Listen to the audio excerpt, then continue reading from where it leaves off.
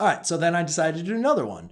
Now in this case, there's a couple different ways we could obviously go ahead and look into this as far as identifying, the limit as n is approaching infinity. And so basically what we're looking at is, so the limit as n is getting bigger and bigger and bigger, right?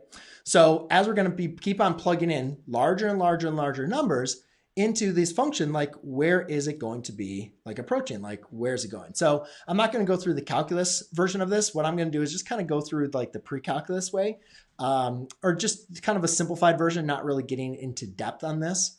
But the main thing I want to look at is this is again a rational function. Now we talked about undefined values here.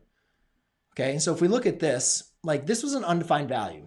This was this is in the rational function. And you can see based on this undefined value, that is creating a vertical asymptote at x equals 8. It's undefined. It's actually an asymptote. It's where the graph approaches from the left and from the right. It's not a hole because the x's do not divide out. It's not a removable discontinuity. Whereas over here, same thing, we could find the vertical asymptotes if we needed to, if we needed to solve for the discontinuities. That's not what the question is, but we could do the exact same thing. We would set the denominator equal to 0 and solve to be able to identify the domain of this function.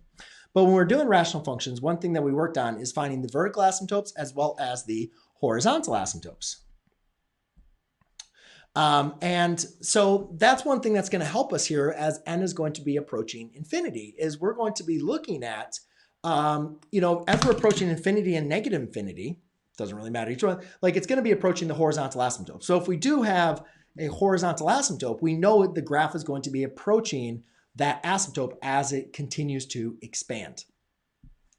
So in this case, you can see, if you remember from our rational functions unit, that this has a horizontal asymptote. So the horizontal asymptote, in this case, since the degree in the numerator is equal to the degree in the denominator, the horizontal asymptote is going to be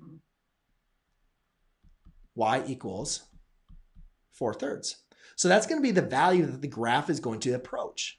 Okay, so without getting into, again, as I mentioned, a little bit more deeper stuff that we do in the calculus form, we can say that the limit that this graph is going to approach, because again, remember that's the definition of an asymptote, is the value that the graph is approaching. As this graph is approaching infinity, for this case, we know that it's going to be approaching our horizontal asymptote, which has a value of the leading coefficient over the leading coefficient because the degrees are the same, which is 4/3.